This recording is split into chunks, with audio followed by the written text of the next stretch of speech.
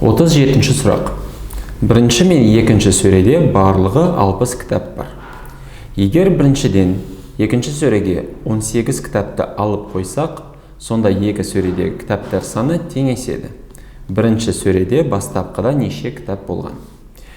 Екі сөрені мына жақта салайық. Бірінші сөреміз және мынау болсын екінші сөреміз. Барлығы бізде 60 кітап. Сонда мынау біріншісі, мынау екіншісі дедік. Екеуін бірге қоссақ, шығады 60 кітап.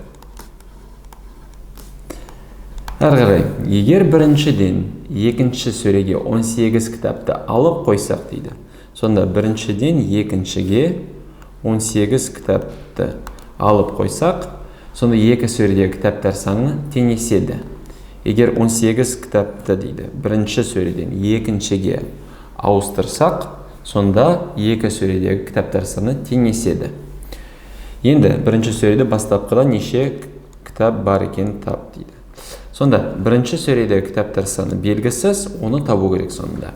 Біз білеміз, барлығы бізде 60 кітап екенін. Осы есептің ең ыңғайлы шығару тәсілі ол теңдеу арқылы. Қараңыз, екі сөредегі кітаптар санын біз білмесек, бірінші сөредегі кітаптар санын x дейміз, екінші сөредегі кітаптар санын біз y деп ала аламыз. Бірақ одан ыңғайлы тәсілі бар. Егер барлығы бізде 60 кітап болса, екінші сөредегі кітаптар санын біз 60 азайту x деп аламыз. Қараңыз, мысалы мына жерде 20 кітап болса, ана жақта бізде 40. Сонда мына жерде 20, 60 азайту 20, ол 40 шығады. Мен мысал келтірдім жай. Біз кітаптар санын білмейміз.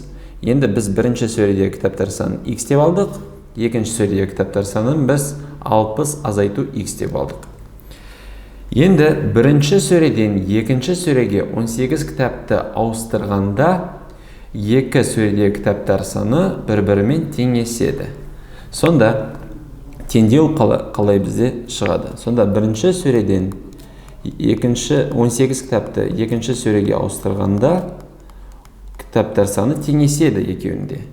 Қараңыз, мына жерде азайттық 18-ді, мына жерде қостық 18-ді. Өткені ауысты бірінші сөреден екінші сөреге дейін. Енді мына жерде бірінші сөредегі кітаптар саны x, азайту 18 тең, екінші сөредегі кітаптар саны 60 азайту x және қосу 18 осы жерде. Енді теңдеу бізде шықты. Осы теңдеуді енді шығару керек біз. x азайту 18 тең болса 60 азайту x қосу 18, мына жерде 10 жағындағы сандарды жинауға болады бір санға. Егер мына жерде 18 қосылса, 60-қа 18-ді бірден қосамыз да, мына жақта шығады x азайту 18 тең 78 азайту x. Енді x-тің мәнін табу үшін ұқсас қосылғыштарды бір жаққа жинау керек.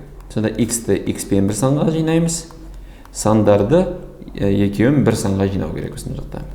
x мына жерде тұр, а мына жерде минус x. Оны басқа жаққа аударғанда, егер осы сан мына жерде азайтылса, басқа жағында қосылу керек. x қосу x тең болады. Мына жерде бізде 78 тұр. Егер мына жерде азайту 18 болса, басқа жаққа апарғанда, оны да қосамыз. Қосу 18 дейміз. Мына жерде 2x шықты сол жағымызда.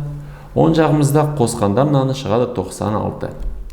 Енді x-тің мәнін табу үшін, мына жерде бізде көбейту тұр. Сол үшін 96-ны бөлу керек біз 2-ге. Өткені мына жерде көбейткіштер, ал мынау олардың көбейтіндісі. 96-ны 2-ге бөлеміз де, x-тің мәні тең болады 48-ге. x болып біз нені алдық? Бірінші сөредегі кітаптардың санын. Сонда бірінші сөреде бізде 48 кітап, ал екінші сөреде 60-тан азайтамыз 48-ді, шығады 12 кітап. Енді тексерейік. Егер 48-ден 18 кітапты азайтсақ, мына жақта шығады 30, 18 кітапты 12-ге қоссақ, шығады 30. Екі сөредегі кітаптар саны теңеседі. Сонда бірінші сөредегі бастапқыда неше кітап болған десе, бізге 48 кітап бастапқыда болды. Енді осы есепті басқаша да шығаруға болады. Қараңыз, мына жақта мен теңдеуді құрдым және қалай осы теңдеуді шығаруды сендерге көрсеттім. Бірақ логикамен осы есепті шығарсақ болады.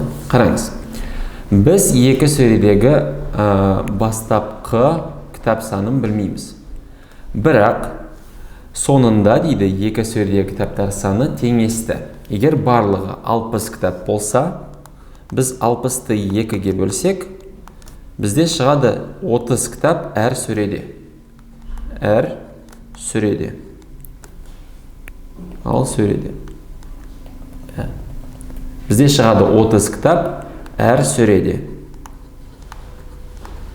Енді, әр сөреде бізде 30 кітап болса, мына жақта 30 және мына жақта 30 кітап. Егер бірінші сөреден біз екінші сөреге 18 кітапты ауыстырсақ, сонда оған кері амалда жасаймыз да 18 кітапты қайтарамыз бірінші сөреге. Мына жерден 18 кітапты екінші сөреден біріншіге ауыстырғанда, біріншіде шығады 48 кітап, екіншіде қалады 12 кітап. Сонда қараңыз, барлығы 60 кітап, біріншіде 48, екіншіден 12. Біріншіден екіншіге 18 кітапты ауыстырсақ, мына жақта қалады 30, ана жақта қалады 30. Сонда логикамен де шығарғанда, мына жақта шықты 48 кітап, бұл бізде бірінші сөредегі бастапқыдағы кітаптар саны.